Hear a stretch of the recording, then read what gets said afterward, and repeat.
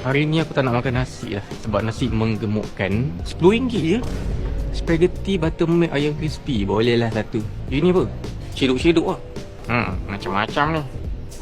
3 piece RM2. Jumbo chicken, ambil satu.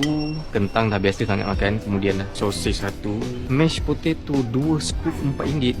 3 piece RM2. Ambil. Hash brown RM3, boleh lah satu.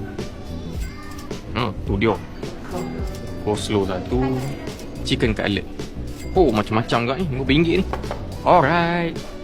Terima kasih. Spaghetti buttermilk ayam crispy. Alright. Terima kasih. Macam ni RM10. What? Terkejut dan.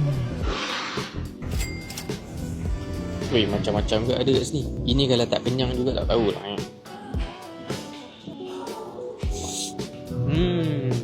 RM3, RM4. Bismillah.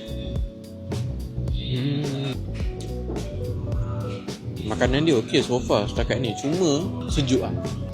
Sausage jumbo.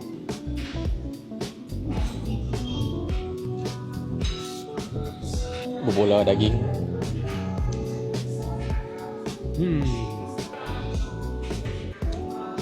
Fish fillet ni dibagi dengan tartar sauce.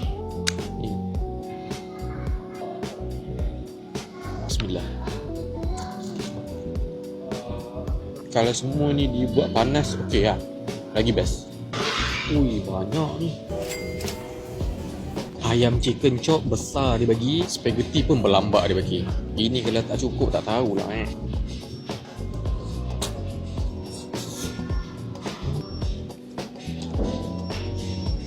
Ini kalau siapa-siapa cakap tak cukup, itu penipuan paling besar dalam hidup dia.